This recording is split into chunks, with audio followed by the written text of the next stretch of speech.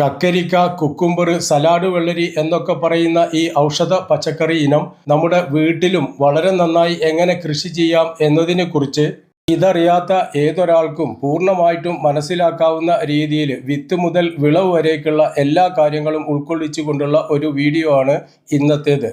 ഇതിപ്പോൾ ഞാൻ എൻ്റെ വീട്ടാവശ്യത്തിന് വേണ്ടിയിട്ട് വീട്ടിൽ പച്ചക്കറികൾ കൃഷി ചെയ്യുന്ന കൂട്ടത്തിൽ കൃഷി ചെയ്തിട്ടുള്ള കക്കരിക്കയാണ്. ഇതെങ്ങനെയാണ് കൃഷി ചെയ്യേണ്ടതെന്ന് നോക്കാം. ഒരു 2-3 വിത്ത് ഉപയോഗിച്ച് നാടൻ രീതിയിൽ ഇങ്ങനെ കൃഷി ചെയ്യുകയാണെങ്കിൽ തന്നെ നമ്മുടെ വീട്ടാവശ്യത്തിലും അധികം വിളവ് നമുക്ക് ഇതിൽ നിന്നും ഉൽപ്പാദിപ്പിക്കാം. സലാഡിൽ ഉപയോഗിക്കുന്നു എന്നതിനേക്കാളേറെ ഷുഗർ എന്ന പ്രമേഹം പോലുള്ള അസുഖങ്ങൾക്ക് ഇളയ കക്കരിക്ക പച്ചക്ക് കഴിക്കുന്നത് വളരെ നല്ലൊരു ഔഷധം കൂടിയാണ്. മൂപ്പെത്തിയിട്ടില്ലാത്ത ഇളയ കുക്കുംബർ അഥവാ കക്കരി നമ്മൾ കഴിക്കുമ്പോൾ തൊലി കളയാതെ ഉപയോഗിക്കുമ്പോൾ മാത്രമാണല്ലോ നമുക്കതിൻ്റെ ഔഷധ ഗുണം പൂർണ്ണമായിട്ടും ലഭിക്കുക. അക്കാരണം കൊണ്ട് തന്നെ നമ്മൾ മാർക്കറ്റിൽ പോയിട്ട് കീടനാശിനി ഉപയോഗിച്ച് കൃഷി ചെയ്തിട്ടുള്ളതായിരിക്കാൻ സാധ്യതയുള്ള ആ കുക്കുംബർ വാങ്ങി ഉപയോഗിക്കുന്നതിന് പകരം നമുക്ക് നമ്മുടെ വീട്ടിൽ തന്നെ വളരെ നന്നായിട്ട് ഈ കുക്കുംബർ വളരെ ചെലവൊന്നും കൂടാതെ നമുക്ക് കൃഷി ചെയ്തെടുക്കാനായിട്ട് കഴിയും. ഇങ്ങനെ നമുക്ക് നമ്മുടെ വീട്ടാവശ്യത്തിന് കക്കരി കൃഷി ചെയ്യുന്നതിന് ഒരു പ്രത്യേക കൃഷി പരിചയം ഒന്നും ആർക്കും വേണ്ടതില്ല. ഈ വീഡിയോയിൽ പറയാൻ പോകുന്ന വളരെ ലളിതമായ ഒരു കൃഷിരീതി സ്വീകരിച്ചാൽ മതി. ഈ നാടൻ കൃഷിരീതി വീട്ടാവശ്യത്തിന് എന്നല്ല കാർഷികാടിസ്ഥാനത്തിൽ തന്നെയും കൃഷി ചെയ്താൽ വളരെ നന്നായിട്ട് വിളവെടുക്കാനായിട്ട് കഴിയും. നമ്മുടെയൊക്കെ തൊടിയിലും പറമ്പിലും മറ്റും നിന്ന് കിട്ടുന്ന കരിയിലകളും ചപ്പ് ചവറുകളും അടുക്കളയിൽ നിന്ന് ഒഴിവാക്കുന്ന പച്ചക്കറികളുടെ വേസ്റ്റുകളും മറ്റും ഉപയോഗിച്ച് കക്കരിക്ക അതല്ലെങ്കിൽ കുക്കുംബർ നമുക്ക് വീട്ടിൽ വളരെ നിസ്സാരമായിട്ട് കൃഷി ചെയ്തെടുക്കാം. പ്ലാസ്റ്റിക് നെറ്റ് ഉപയോഗിച്ച് മുറ്റത്തേക്ക് പടർത്തിയിട്ടാണ് ഞാനിതിവിടെ ചെയ്തിട്ടുള്ളത്. കരിയിലകളും ചപ്പ് ചവറുകളും അടുക്കളയിൽ നിന്നുള്ള പച്ചക്കറി വേസ്റ്റുകളും മറ്റും ഉപയോഗിച്ച് എങ്ങനെ കൃഷി ചെയ്യുന്നു എന്നാണ് നോക്കുന്നത്. ഇങ്ങനെ നമ്മൾ വീട്ടിൽ കൃഷി ചെയ്യുകയാണെങ്കിൽ വീട്ടിലുള്ള ആർക്ക് വേണമെങ്കിലും എപ്പോൾ വേണമെങ്കിലും കീടനാശിനി ഉപയോഗിച്ചിട്ടില്ലാത്ത മൂപ്പെത്തിയിട്ടില്ലാത്ത ഇളയ കക്കരിക്ക പറിച്ചെടുത്ത് ഉപയോഗിക്കുകയും ചെയ്യാം. അപ്പോൾ ഇത് നമ്മുടെ കണ്ണിൽ പെടാതെയോ പറിച്ചെടുക്കാൻ വൈകിയത് കാരണത്താലോ ഇത് വള്ളിയിൽ കിടന്ന് മൂത്ത് വിളഞ്ഞു പോവുകയാണെങ്കിൽ സാധാരണ വെള്ളരി ഉപയോഗിക്കുന്നത് പോലുള്ള എല്ലാ കാര്യങ്ങൾക്കും നമുക്ക് ഇത് ഉപയോഗിക്കാനും കഴിയും. വളരെ ഔഷധ ഗുണമുള്ള ഒന്നുകൂടിയാണ് ഇത്തരം കക്കരികൾ. ഹൈബ്രിഡ് വിത്തുകൾ ഉപയോഗിച്ചിട്ടാണ് നമ്മൾ കൃഷി ചെയ്യുന്നതെങ്കിൽ ധാരാളമായിട്ട് വിളവ് നമുക്ക് ഉൽപ്പാദിപ്പിക്കാൻ കഴിയും. പക്ഷേ അവയിൽ പലതും നമുക്ക് വിത്തിനായിട്ട് ഉപയോഗിക്കാനായിട്ട് കഴിയില്ല. എന്നാൽ നല്ല വിളവ് കിട്ടുന്നതിനായിട്ട് ഹൈബ്രിഡ് വിത്ത് പുറമേ നിന്ന് വാങ്ങിയിട്ട് കൃഷി ചെയ്യുന്നതാണ് കൂടുതൽ നല്ലത്. ഏതായാലും ഞാൻ എൻ്റെ വീട്ടുമുറ്റത്ത് ഇവിടെ ഇങ്ങനെ കൃഷി ചെയ്തെടുത്തിട്ടുള്ളത് എങ്ങനെയൊക്കെയാണ് എന്നതിനെ കുറിച്ചിട്ടുള്ള ആ വീഡിയോയിലേക്ക് പോകാം. ഇതിനായിട്ട് മുറ്റത്തിനോട് ചേർന്ന് മുറ്റത്തിന് പുറത്ത് ഒരു 2 അടി വീതിയിലും ഒരു 8-10 അടി നീളത്തിലും ഉള്ള ഒരു ചെറിയ സ്പേസ് മതിയാകും. ഇവിടെ പറ്റുന്നത്ര ആഴത്തിൽ മണ്ണ് നന്നായിട്ടൊന്ന് കൊത്തിയിളക്കി വെക്കണം. മുറ്റത്ത് പന്തലിട്ട് അതിലേക്ക് വള്ളി പടർത്തി കൃഷി ചെയ്യാനാണ് ഉദ്ദേശിച്ചിട്ടുള്ളത്. ഇങ്ങനെയാകുമ്പോൾ ഇത് കായ്ച്ചു നിൽക്കുന്നത് നമുക്ക് കാണാനും ഒരു കൗതുകമുണ്ടാകും. പിന്നെ ആവശ്യമുള്ളപ്പോൾ മുറ്റത്ത് വന്ന് തന്നെ നമുക്കിത് പറിച്ചെടുക്കുകയും ചെയ്യാലോ. നമ്മളിപ്പോൾ മണ്ണിൽ എന്ത് തന്നെ കൃഷി ചെയ്യുകയാണെങ്കിലും മണ്ണിൽ കുറച്ച് കുമ്മായമിട്ട് അതൊന്ന് സംസ്കരിച്ചെടുത്ത് കൃഷി ചെയ്യുന്നത് വളരെ നല്ലതാണ്. നല്ല നീറ്റുകക്കയാണെങ്കിൽ തനിയെ ഇരുന്ന് പൊടിയും. അങ്ങനെയുള്ള നീറ്റുകക്കയുടെ പൊടിയാണ് ഞാൻ ഇവിടെ വിതറിക്കൊടുക്കുന്നത്. വളം വിൽക്കുന്ന കടകളിൽ നിന്നും മറ്റും നീറ്റുകക്ക വാങ്ങിയിട്ട് അതിൽ വെള്ളം തളിച്ച് നീറ്റിയെടുത്തതിന് ശേഷവും നമുക്കിങ്ങനെ വിതറിക്കൊടുക്കാം. വിത്ത് പാകുകയോ തൈകൾ മാറ്റി നടുകയോ ചെയ്യുന്നതിൻ്റെ 15 ദിവസം മുമ്പേ കുമ്മായമിട്ട് ഇളക്കി ചേർത്ത് വെച്ചതിന് ശേഷവും നമുക്ക് ഇവിടെ കൃഷി ചെയ്ത് തുടങ്ങാം. മണ്ണിലെ കീടാണുക്കളെ നശിപ്പിക്കുന്നതിനും മണ്ണിലെ കാൽസ്യത്തിൻ്റെ അളവ് കൂട്ടുന്നതിനും മണ്ണ് ഒന്ന് ലൂസായി നന്നായി കിട്ടുന്നതിനും ഒക്കെ ഇത് ഉപകരിക്കും. ശേഷം കുമ്മായം വിതറിയ ഈ മണ്ണിന് മീതെ കുറേശ്ശെ വെള്ളം തളിച്ചു കൊടുക്കുക. അതിപ്പോൾ ബക്കറ്റും കപ്പും ഉപയോഗിച്ച് തളിച്ചു കൊടുത്താലും മതി. ഇത് മണ്ണുമായിട്ടൊന്ന് പുതിർന്ന് കിടക്കത്തക്ക തരത്തിൽ വെള്ളം തളിച്ചു കൊടുത്താൽ മതിയാകും. ഒരു 4-5 ദിവസങ്ങൾ കൂടി കഴിഞ്ഞതിൻ്റെ ശേഷം ഈ മണ്ണ് ഒന്നുകൂടി നന്നായി കൊത്തിയിളക്കി വെച്ചു കൊടുക്കണം. വേനൽക്കാലത്താണ് നമ്മളിങ്ങനെ കൃഷി ചെയ്യുന്നതെങ്കിൽ ഈ വരണ്ട മണ്ണായതുകൊണ്ട് തന്നെ മണ്ണും കുമ്മായവുമായി ഒന്ന് ലയിച്ചു ചേരുന്നതിനായിട്ട് ഇതിലേക്ക് ഒന്നുകൂടി വെള്ളം തെളിച്ചു കൊടുക്കുകയും ചെയ്യണം. മണ്ണ് അധികമായി തറഞ്ഞു പോകാതിരിക്കുന്നതിന് വേണ്ടിയിട്ട് ഇതുപോലെയോ അതല്ലെങ്കിൽ കപ്പും വെള്ളവും ഉപയോഗിച്ച് തളിച്ചു കൊടുത്താലും മതി. പിന്നീട് ഒരു 10 ദിവസങ്ങൾ കൂടി കഴിഞ്ഞതിന് ശേഷം മുളപൊട്ടിയ വിത്തുകൾ ഇതിലേക്ക് നേരിട്ട് കുത്തിയിട്ട് മുളപ്പിച്ചെടുക്കുകയും ചെയ്യാം. ഇത്തവണ ഞാൻ മുളപ്പിച്ച് വളർത്തിയെടുത്ത തൈകൾ ഇതിലേക്ക് പറിച്ച് നട്ട് കൃഷി ചെയ്യാനാണ് ഉദ്ദേശിക്കുന്നത്. അതിനായിട്ട് മൂട്ടിൽ ഓട്ടകളുള്ള ഒരു പാത്രത്തിൽ ഇതുപോലെ വിത്തുകൾ കിഴികെട്ടി വെള്ളം കുതിർത്തി വെച്ചാൽ മതിയാകും. വിത്തുകൾ സ്യൂഡോമോണാസിൽ കുതിർത്തി വെക്കുകയാണെങ്കിൽ അതാണ് കൂടുതൽ നല്ലത്. ഇങ്ങനെ അടച്ചു വെക്കാവുന്ന ഒരു പാത്രത്തിലാണെങ്കിൽ ഒറ്റ ദിവസം കൊണ്ട് തന്നെ കക്കരിക്ക വിത്തുകൾ മുളപൊട്ടിയിട്ടുണ്ടാകും. മഴയില്ലാത്ത ഏതൊരു കാലാവസ്ഥയിലും നമുക്ക് കക്കരിക്ക കൃഷി ചെയ്ത് തുടങ്ങാം. നവംബർ ഡിസംബർ മാസങ്ങളിൽ വിത്ത് മുളപ്പിച്ച് കൃഷി തുടങ്ങുകയാണെങ്കിൽ അതാണ് നല്ലത്. വിത്തുകൾ മുളപ്പിച്ചെടുക്കുന്നതിനായിട്ട് ചിരട്ടയോ പേപ്പർ കപ്പുകളോ അതല്ലെങ്കിൽ പഴയ ഐസ്ക്രീം പാത്രങ്ങളോ ഒക്കെ ഉപയോഗിക്കാം. മണ്ണിൽ മാത്രമായിട്ടും മുളപ്പിച്ചെടുക്കാം. ഞാനിവിടെ ചകിരിച്ചോറിലാണ് മുളപ്പിച്ചെടുക്കുന്നത്. ഈ ചകിരിച്ചോറിനോടൊപ്പം ഒരു പിടി മണ്ണും ഒരൽപ്പം ചാണകപ്പൊടിയോ മറ്റെന്തെങ്കിലും വളപ്പൊടിയോ ചേർത്ത് കൊടുക്കാം. ഞാൻ ഇപ്പോൾ ഇവിടെ ചേർത്ത് കൊടുക്കുന്നത് മുമ്പ് ഗ്രോ ബാഗിൽ കൃഷി ചെയ്തിട്ടുള്ള പഴയ മണ്ണ് ഒന്നുകൂടി സംസ്കരിച്ച് ഒരു സോയിൽ മിക്സ് ആക്കി മാറ്റിയിട്ടുള്ളതാണ്. അങ്ങനെയുള്ള സോയിൽ മിക്സ് ആണ് ഞാൻ ഇപ്പോൾ ഇവിടെ ഉപയോഗിക്കുന്നത്. മുമ്പ് പലതവണ ഗ്രോ ബാഗിൽ കൃഷി ചെയ്തിട്ടുള്ള പഴയ മണ്ണിനെ ഒരു നല്ല ഫലഭൂയിഷ്ഠമായ ഒരു സോയിൽ മിക്സ് ആക്കി മാറ്റുന്നതിനെ കുറിച്ചിട്ടുള്ള ഒരു വീഡിയോ ഞാൻ ഇതിന് മുമ്പ് ചെയ്തിട്ടുണ്ട്. ഈ വീഡിയോ അവസാനിക്കുന്ന സമയത്ത് ഈ വീഡിയോയുടെ എൻഡ് സ്ക്രീനിൽ ഞാൻ ആ വീഡിയോ കൊടുക്കുന്നുണ്ട്. നിങ്ങൾക്ക് വേണമെന്നുള്ളവർക്ക് ആ വീഡിയോയിൽ ക്ലിക്ക് ചെയ്താൽ ആ വീഡിയോ കാണാനായിട്ട് സാധിക്കും. ഈ ചകിരിച്ചോറിനോടൊപ്പം അല്പം മണ്ണും കുറച്ച് ചാണകപ്പൊടിയും ചേർത്ത് മിക്സ് ചെയ്തെടുത്ത് അങ്ങനെയും ഉപയോഗിക്കാം. ഇവിടെ ഞാൻ ഞാൻ ഉണ്ടാക്കിയ ആ സോയിൽ മിക്സും ചകിരിച്ചോറും മിക്സ് ചെയ്താണ് ഉപയോഗിക്കുന്നത്. നേരത്തെ പറഞ്ഞതുപോലെ പേപ്പർ കപ്പിലോ ചിരട്ടയിലോ മറ്റെന്തെങ്കിലുമോ ഒക്കെ ആയിട്ട് വിത്ത് കുത്തി മുളപ്പിക്കാം. അതിനായിട്ട് ഇതിൽ കുറച്ച് വെള്ളം തളിച്ച് കുതിർത്തിയെടുക്കണം. പുറമേ നിന്ന് വാങ്ങിയിട്ടുള്ള ഹൈബ്രിഡ് കക്കരിക്ക വിത്താണ് ഞാനിവിടെ ഉപയോഗിക്കുന്നത്. മുള പൊട്ടിയ വിത്തുകൾ ജസ്റ്റ് ഇങ്ങനെ അതിന് മീതെ ഇട്ട് കൊടുത്തതിന് ശേഷം ചകിരിച്ചോറ് മീതെ കുറേശ്ശെ വിതറി കൊടുത്താൽ മതി. മുളച്ചു കഴിഞ്ഞ തൈകൾ ഉടനെ തന്നെ വെയിലും വെളിച്ചവുമുള്ള ഒരു സ്ഥലത്തേക്ക് മാറ്റിവെക്കണം. ഈ തരത്തിൽ വിത്ത് പാകി മുളപ്പിക്കുകയാണെങ്കിൽ ഒരു 10-12 ദിവസം കഴിയുമ്പോൾ ഈ കക്കരിക്ക പറിച്ച് നടുന്നതിനായിട്ട് അത്യാവശ്യം നല്ല കരുത്തോടു കൂടി അത് വളർന്നു വന്നിട്ടുണ്ടാകും. കുമ്മായം ചേർത്ത് മണ്ണൊരുക്കി ഇട്ടിട്ട് ഇന്നേക്ക് ഒരു 10-15 ദിവസത്തിലധികം കഴിഞ്ഞിട്ടുണ്ട്. ഈ സമയത്ത് നമുക്ക് ഈ തൈകൾ അതിലേക്ക് കൊണ്ടുപോയി പറിച്ച് നടുകയും ചെയ്യാം. നേരത്തെ പറഞ്ഞ പ്രകാരം pH ലെവൽ ക്രമീകരിച്ച് തയ്യാറാക്കിയ ഈ മണ്ണിന് മുകളിലേക്ക് കുറച്ച് ചാരം കൂടി വിതറി കൊടുക്കണം. അടുപ്പിൽ കത്തിച്ചതോ അല്ലാത്തതോ ആയിട്ടുള്ള ഏത് തരത്തിലുള്ള ചാരവും ഇതിനായിട്ട് ഉപയോഗിക്കാം. ശേഷം ചാരവുമായി ചേർത്ത് മണ്ണ് ഒന്നുകൂടി കൊത്തിയിളക്കണം. അതിനുശേഷം ഇതിനു മുകളിലേക്ക് മുഴുവനായിട്ട് ഒന്നുകൂടി വെള്ളം തളിച്ച് വെക്കുക.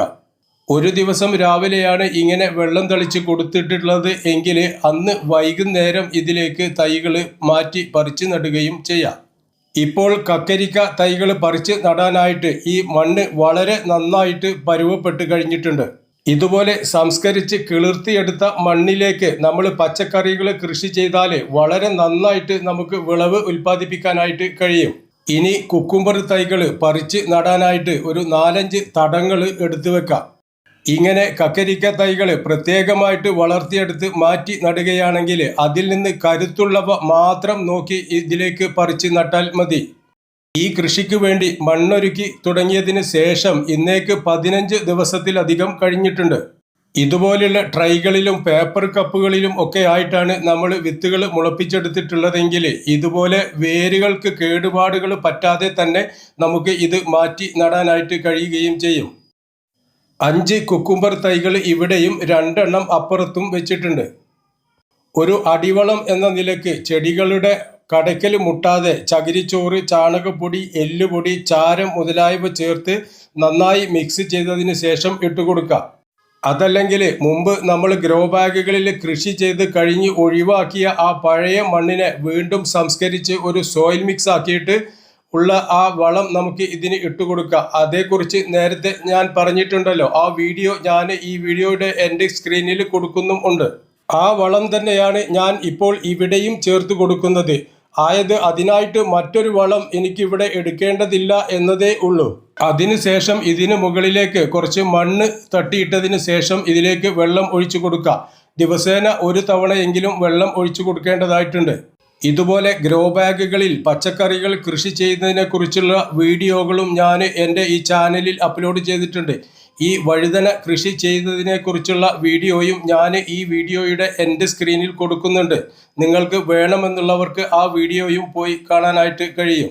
മണ്ണിൽ നിന്നുള്ള കീടങ്ങളുടെ ആക്രമണങ്ങളെ പ്രതിരോധിക്കുന്നതിനും അതുപോലെ ഈ കക്കരിക്ക അതിവേഗത്തിൽ വളർച്ച പ്രാപിക്കുന്നതിനുമായിട്ട് ഈ മണ്ണിലേക്ക് വല്ലപ്പോഴും ഒക്കെ സ്യൂഡോമോണാസ് കലക്കിയ വെള്ളം ഒഴിച്ചു കൊടുക്കുന്നത് വളരെ നല്ലതാണ്. ഒരു 4-5 ഇലകളാകുമ്പോൾ തന്നെ മേലോട്ട് പടർന്നു കയറാനായിട്ട് ഇതുപോലെ വള്ളിക്കയറുകൾ മേലോട്ട് കെട്ടിവെച്ചു കൊടുക്കണം.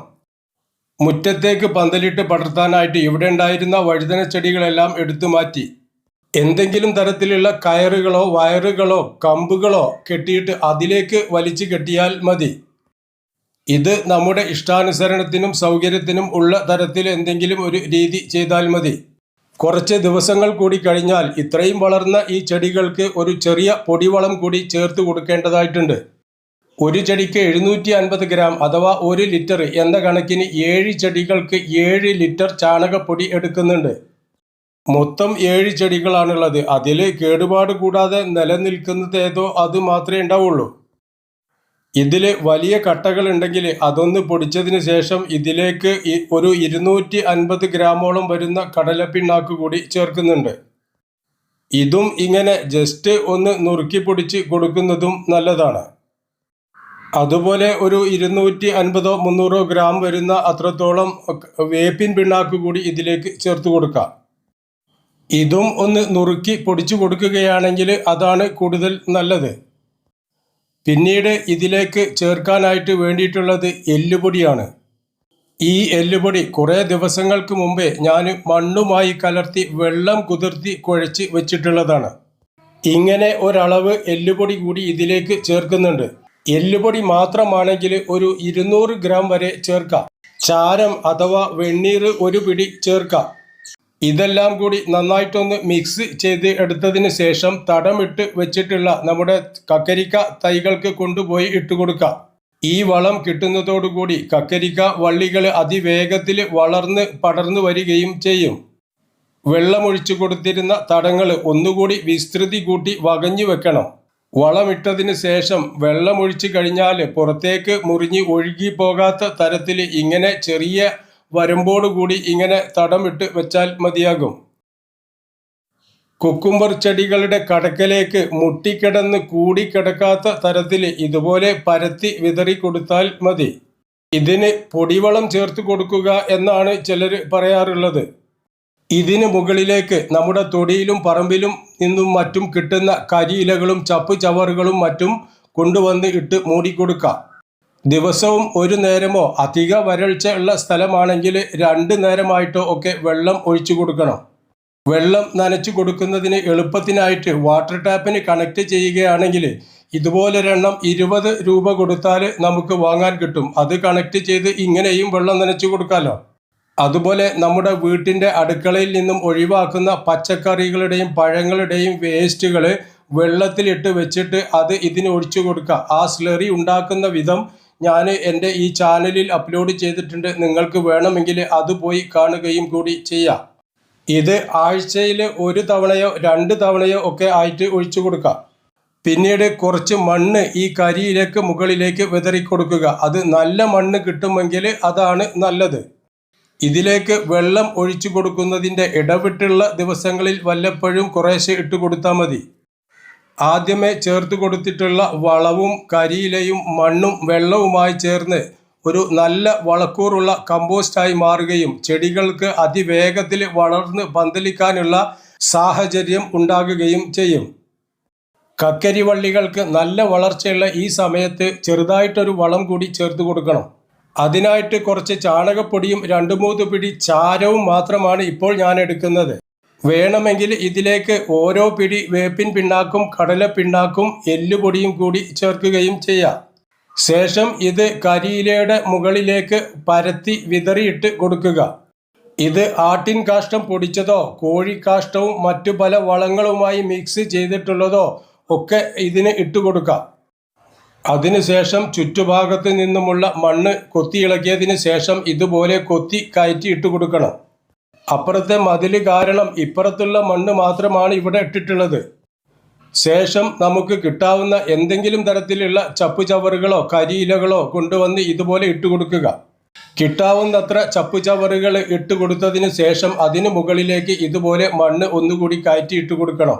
ഇനി വേണമെന്നുണ്ടെങ്കിൽ മുറ്റത്തിലൂടെ വന്നിട്ട് ഇതിലേക്ക് വെള്ളം ഒഴിച്ചു കൊടുക്കുന്നതിനോ വളമോ ജൈവ സ്ലറി ദ്രാവക വളമോ മറ്റോ ചേർത്ത് കൊടുക്കുന്നതിനും വളരെ എളുപ്പമായിരിക്കും.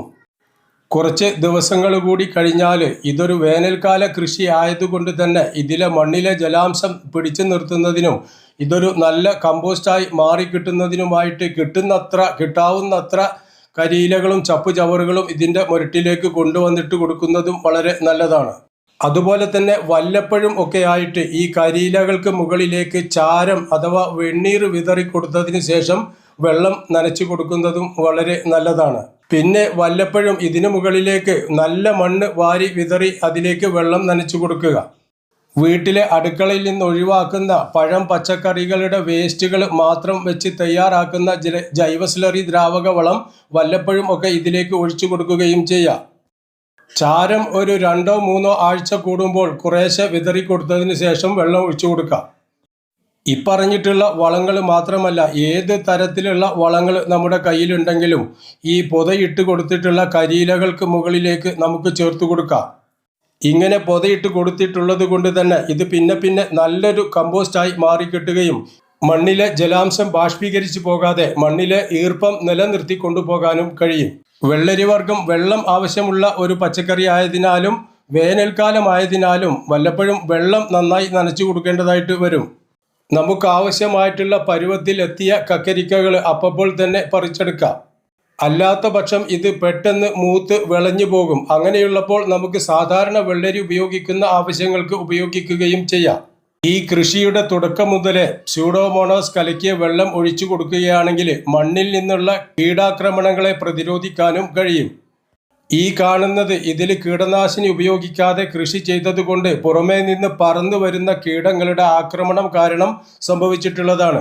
ഇതൊഴിവാക്കാനായിട്ട് പുറമേ നിന്ന് പ്ലാസ്റ്റിക് കവർ കൊണ്ട് മൂടി കെട്ടിക്കൊടുത്താൽ മതി. കീടനാശിനികൾ ഉപയോഗിക്കാതെ പച്ചക്കറികൾ കൃഷി ചെയ്യുന്നവർ കോമൺ ആയിട്ട് ഉപയോഗിക്കുന്ന ഒരു രീതിയാണിത്. ഇങ്ങനെ ചെയ്യുകയാണെങ്കിൽ ഓരോ കായ്ഫലവും ഒരു കേടും കൂടാതെ നമുക്ക് കിട്ടുകയും ചെയ്യും. പച്ചക്ക് കഴിക്കാനുള്ളതാണോ അതോ വേവിച്ച് കഴിക്കാനുള്ളതാണോ, ഏതാണോ നമ്മുടെ താല്പര്യം, നമ്മുടെ ആവശ്യം, അതനുസരിച്ച് നമുക്ക് അതിൻ്റെ പരുവത്തിൽ വിളവെടുത്ത് ഉപയോഗിക്കുകയും ചെയ്യാം. ഈ പരുവത്തിലെത്തി പൂവ് കൊഴിയാറായിട്ടുള്ള പൂവലിനെയാണ് നമ്മൾ പ്ലാസ്റ്റിക് കവർ വെച്ച് കെട്ടിക്കൊടുക്കേണ്ടത്. ഞെട്ടിനും പൂവലിനും പരുക്കും ഇളക്കവും പറ്റാത്ത തരത്തിൽ പ്ലാസ്റ്റിക് കവറിനുള്ളിലേക്ക് കയറ്റി വെച്ചിട്ട് സ്റ്റാപ്ലർ പിന്ന് ചെയ്ത് വെച്ച് കൊടുത്താൽ മതി. ഇക്കാണുന്നതിൻ്റെ ബാക്കിയെല്ലാം ഇപ്പോൾ വിളവെടുത്ത് കഴിഞ്ഞിട്ടേ ഉള്ളൂ. ഈ കാണുന്നത് ഈ പരുവത്തിൽ നമുക്ക് വേണമെങ്കിൽ ഇപ്പോൾ അറുത്തെടുത്ത് ഉപയോഗിക്കാം. നാളെ ഇന്നേരമാകുമ്പോഴത്തേക്ക് വലിപ്പം ഇത്രത്തോളം ആയിട്ടുണ്ടാകും. അപ്പോൾ നാളെ നിർബന്ധമായിട്ടും അതും അറുത്തെടുക്കേണ്ടതായിട്ട് വരും. ഓരോ ദിവസവും അല്ലെങ്കിൽ ഒന്നിടവിട്ടുള്ള ദിവസങ്ങളിലും ഈ കക്കരിക്ക ധാരാളമായിട്ട് വിളവെടുക്കാം. കടയ്ക്കൽ മുതൽ തലപ്പ് വരേക്കുള്ള എല്ലാ വള്ളികളിലും ഏത് സമയത്തും കായ്ഫലങ്ങൾ ഉണ്ടായിക്കൊണ്ടിരിക്കും.